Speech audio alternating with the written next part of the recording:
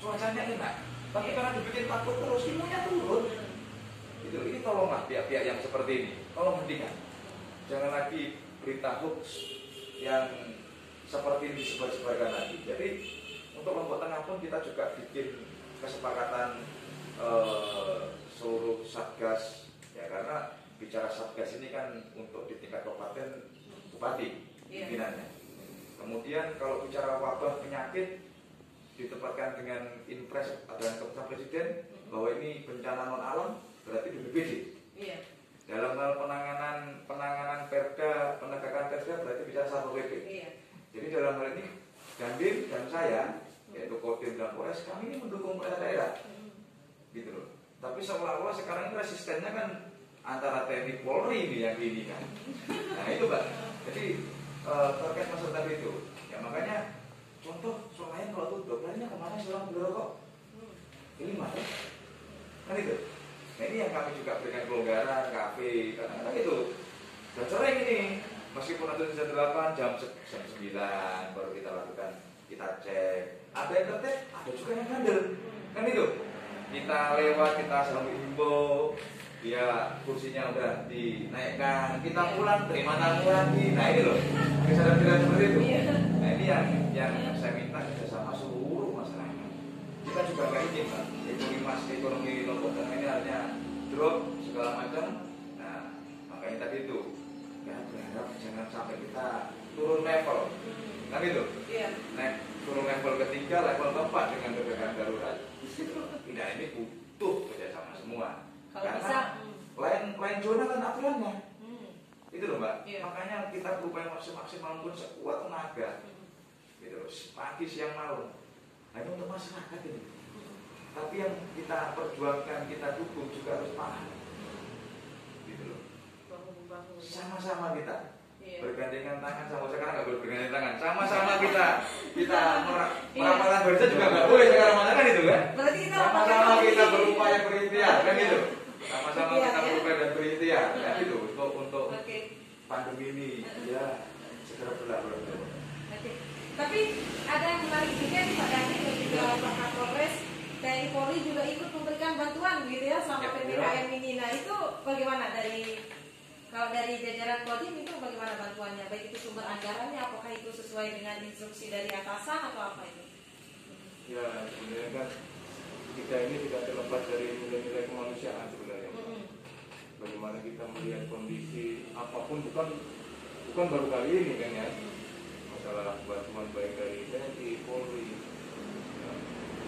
Kalau instruksi dari pimpinan tentunya menyampaikan bagaimana kita bisa meringankan kemanusiaan. Kita selaku aparat, saya sebagai selaku aparat wilayah di Jakarta itu juga menjabarkan bagaimana perintah-perintah pimpinan itu.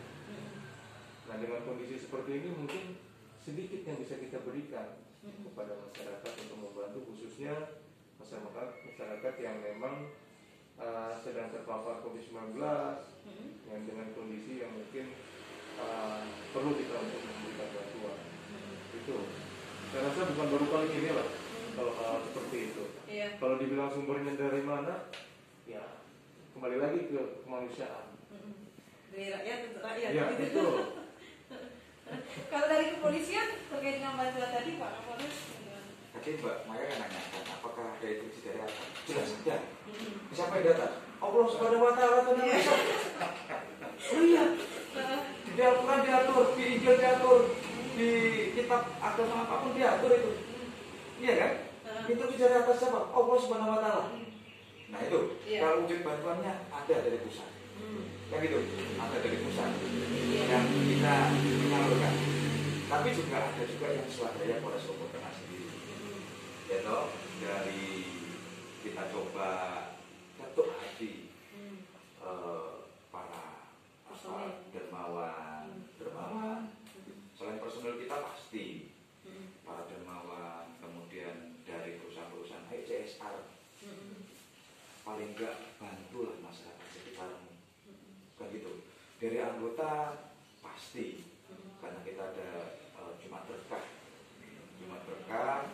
bantuan anggota seikhlasnya kita namakan Jumat Berkah serbu. serba 5.000. Iya. Nah, boleh ngasih 5.000, 2.000, intinya itu hanya istilah. Tapi bagaimana rasa empati kita, rasa simpati kita, bahwa masyarakat kita sekarang ini lagi kondisi sulit. Itu, jadi itu yang kadang-kala juga jadi bahan berita hoax, kan gitu. Yang diangkat itu selalu berita-berita yang itu ini berita yang paling bagus, kan itu. Terjadi kontraproduktif di lapangan, terjadi perdebatan. Padahal saya yakin dan percaya kalau ya coba kita bayangkan Pak, anggota kita pagi siang malam dengan kumpul keluarga juga jarang, kan itu. Satu orang ini hanya kepentingan pribadi, memaksakan kehendak. Nah itu hanya terjadi perdebatan. Orang nggak lihat itu, orang melihatnya orang masyarakat juga dengan polisi. Nah itu Mbak. Jadi kalau terkait masalah bantuan, kita menyalurkan juga dari pusat, dari Polda ataupun dari swadaya bersumber dengan sendiri. Oke. Terlepas dari bantuan tadi nih, masih kita bahas tentang PPKM juga. Tempat wisata juga berdampak, bahkan sangat berdampak dengan adanya PPKM ini selama COVID. Nah, bagaimana itu nanti Pak Kapolres? Itu lah Mbak. Perlakuannya. Jadi gini, makanya kita harus berupaya jangan sampai kita masuk dalam zona merah. Bahkan sekarang zona orange pun harus kita ini. Mbak Maya kalau berwisata pasti carinya kesenangan, hiburan, bukan cari penyakit loh. Kan itu? Iya. Kalau Lombok Tengah merah, hari ini yang ditanyakan bukan hanya keindahan, COVID-nya bagaimana di sana? Iya. Ya ini bukan urusan kantor yang harus kita datang loh, ya kan?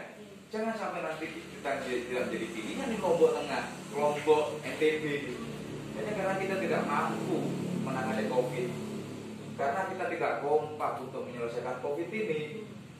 Kalau wisata terdampak ribet luar biasa. Kenapa? Negara-negara asing pun mau datang ke Indonesia takut. Gitu loh. Iya. Jangankan negara asing mau datang ke Indonesia, yang mau terima saja juga takut. Kan itu. PMI kita dipulangkan, haji umroh kita sementara ini dilarang. Nah, ini masih gitu loh. Ini bukan hanya bicara kebijakan pemerintah PPKM, tapi ikhtiar kita bersama. Mungkin kalau ada formula yang lebih tepat dibandingkan PPKM ini, kita bisa diskusikan. Itu menjadi terobosan Lombok Tengah mungkin. Kan itu. Iya. Kita bisa dituntut daerah lain, tapi sejauh ini PPKM Mikro ini yang menjadi solusi yang menurut kami terbaik. Jadi bukan hanya tempat wisata, kan itu. Tapi tempat wisata tetap dibuka. Tempat wisata boleh, sementara ini boleh. Makanya itu ada pembatasan-pembatasannya. Ini yang coba kami sampaikan melalui medsos, melalui teman-teman penggiat wisata. Bahkan saya dengan Dandim ini juga ikut grup penggiat pariwisata untuk menyampaikan himbauan. Tapi rencananya gini Pak ya, saya sudah pernah berkeliling dari ujung ke ujung. Ada 12 destinasi wisata pantai khususnya Di Lombok Tengah. ya, yang belum dikelola. Jadi orang hanya datang ke situ, mohon maaf, di situ hanya ngutip uang parkir mobil 10.000, motor 5.000. Di dalam mau ada penerang prokes, mau kotor, mau bersih, tidak peduli dia. Penamat ya. Nah ini, makanya hal seperti inilah yang kemarin kita dorong. Ayo sama-sama. Kalau mau dibuka, penerang prokes jelas loh, 25%. 20% ini bukan bicara berapa huniannya, 100 ya, atau 20% berarti 25. Jadi kan pengunjung ini kan keluar dan masuk, makanya butuh petugas masuk berapa, keluar berapa, sehingga terjaga. Ada juga petugas yang mengingatkan. Iya. Nah, itu Mbak. Jadi tempat wisata boleh buka, tapi dengan penerapan protokol kesehatan. Tidak ada syarat vaksin, jadi sertifikat vaksin. Tidak ada tambahan syarat vaksin. Nah ini kemarin ada pola bahwa itu harus atau diupayakan untuk CHSE, ya, sertifikasi bahwa tempat wisata itu sudah sesuai dengan protokol kesehatan dengan indikator beberapa indikator kan gitu. Iya. Nah ini coba kita dorong, itu kan semakin baik, meyakinkan pengunjung. Sekali lagi tadi, pengunjung datang ke hotel, jangan-jangan kamar ini diatur oleh orang yang terpapar COVID ini, kan itu. Jangan-jangan pas makan nih apa yang nyuci piring yang menyediakan jangan-jangan terpapar COVID ini. Akhirnya apa? Wujud untuk meyakinkan, Pak, kami sudah disertifikasi loh Pak, karyawan kami sudah divaksinasi loh Pak, protokol kesehatan juga ketat di sini. Iya. Kan itu. Akhirnya kan yakin, orang nyaman. Nah ini loh Pak, ini yang PPKM, bicara PPKM dengan wisata. Kan itu. Memang ada pembatasan, Tapi kita sesuai dengan zonasi. Zona merah ada aturannya, zona kuning ada aturannya, oranye ada aturannya, dan hijau ada aturannya. Gitu Pak.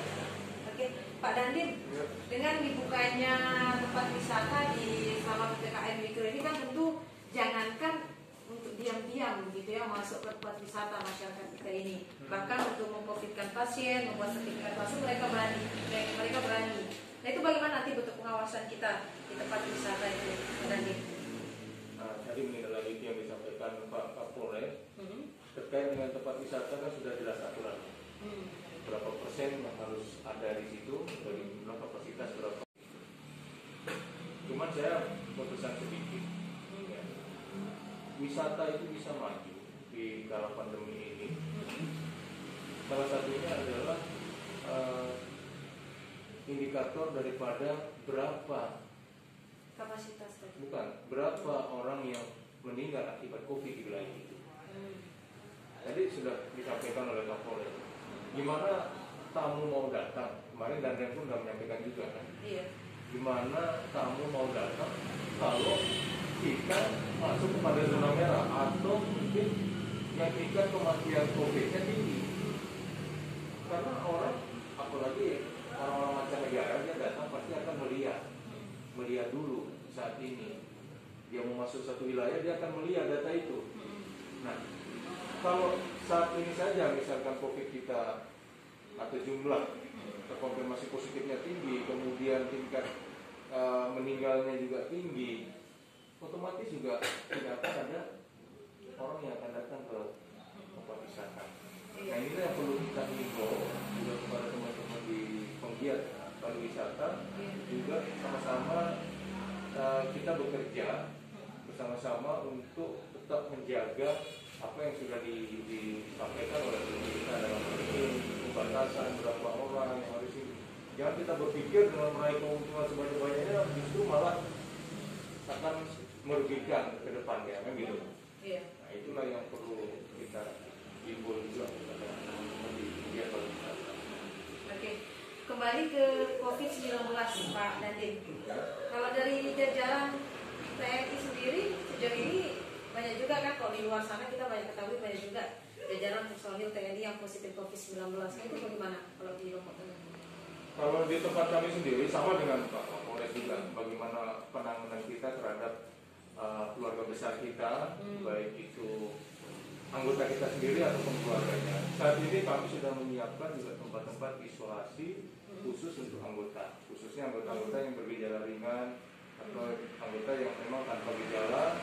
Setelah kita testing ternyata terkonfirmasi positif. Kami saat ini sudah menyiapkan 2 tempat khususnya COVID di perumahan Koramil di Praia dan perumahan Koramil di Praia Barat. Karena kebetulan memang di sana juga dekat dengan puskesmas, kemudian rumahnya juga memang sudah kita siapkan dan kebetulan juga kosong. Nah itulah yang kita gunakan.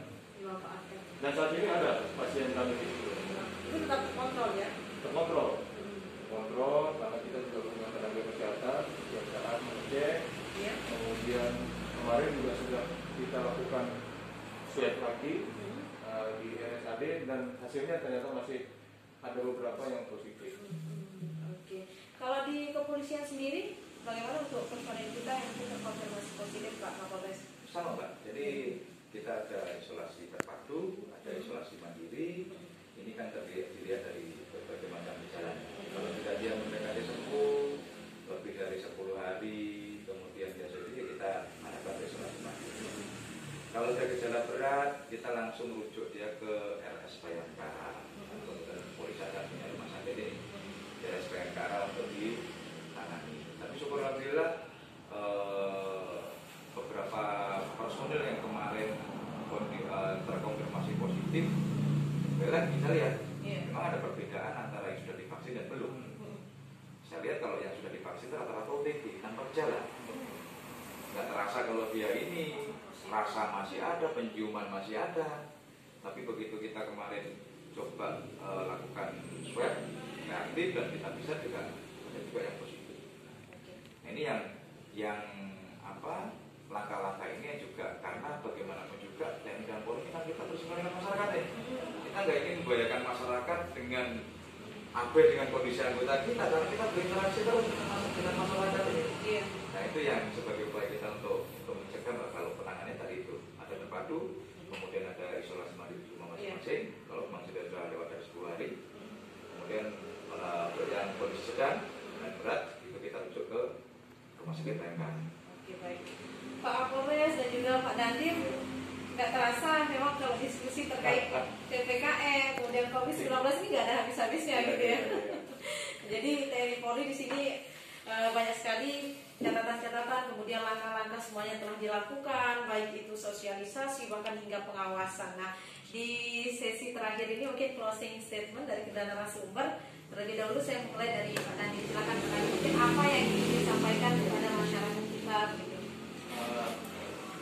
Kepada seluruh saudara-saudara saya, khususnya yang di Lombok Tengah, saya selaku Komandan Kodim sangat berharap dan saya berpesan kita jangan kendor, tetap semangat ya, menghadapi ini bukan merupakan hal yang tabu ya, namun kita selalu senantiasa waspada dan menjaga kesehatan kita masing-masing. Untuk itu, mari kita terus ya, melaksanakan protokol kesehatan ini ya, dengan baik. Insya Allah COVID ini bisa berakhir. Kita gitu, supaya sama-sama nih kita bahu membahu gitu untuk membatas ataupun memutus rantai penyebaran COVID-19. Silakan. Ya, tidak jauh berbeda dengan Dandim. Saya selaku Kapolres Lombok Tengah menghimbau seluruh lapisan elemen masyarakat, mulai dari tuan guru, pendeta, pastor, bedande, aparatur pemerintahan, petani, peternak, pelaku wisata, seluruh elemen masyarakat untuk bersama-sama mencegah penyebaran COVID-19. Bagaimana caranya? Sesuai dengan kapabilitas, sesuai dengan agama, baik Muslim atau Islam, Nasrani, Hindu di Lombok Tengah. Sebelum pelaksanaan ibadah, ingatkan kepada jamaahnya untuk mematuhi protokol kesehatan, mengajak vaksinasi. Kalau dia guru, mengingatkan murid-muridnya untuk patuhi protokol kesehatan. Kalau dia aparatur pemerintahan, lakukan tugas pokoknya, kemudian juga ikut mensukseskan program pemerintah dalam mencegah penyebaran COVID-19. Intinya adalah seluruhnya bergerak. Kemudian Lombok Tengah dengan pandemi COVID ini banyak masalah kita yang menurun. Kita ini kadang-kala lebih memuliakan tangan di bawah, karena kita sebagai insan manusia ini lebih suka menerima daripada memberi. Tapi insya Allah saya yakin dan percaya, meskipun kebaikan itu hanya sebesar jarak, tapi itu sesuai dengan kapabilitasnya ya, tuan guru, pastor, kemudian bedande di agama dan menyampaikan hal yang baik, himbauan yang meminta untuk jamaah protokol kesehatan yang punya kelebihan ekonomi, membantu yang kekurangan, kan itu. Jadi saya yakin dengan kita bersama-sama akan lebih mudah. Kemudian sekali lagi jangan berhenti berbuat kebaikan, karena kadang-kala hal yang kecil bagi kita tapi berharga buat orang lain. Atau kalau boleh saya pinjam istilah dari teman-teman saya, nyala menurut kita berharga baginya. Itu mungkin dari saya. Matur agung kami asih. Terima kasih Pak Dandim, Pak Kapolres, terima kasih, dan sahabat pemirsa, sahabat jadi jurnalis, tentu di sini mensukseskan PPKM bukan hanya tugas TNI Polri, namun juga kita semua harus sama-sama bahu-membahu memberikan yang terbaik agar memang COVID-19 bisa segera berakhir, dan juga tetap menggunakan protokol kesehatan Pak Dandim ya, Pak Kapolres, menggunakan masker, kemudian menjaga jarak, mencuci tangan, dan yang paling penting saat ya, dan yang terakhir mungkin mau divaksin aspirasi gitu ya. Ya. Iya, dan sahabat jurnalis, bilik jurnalis pekan depan tentunya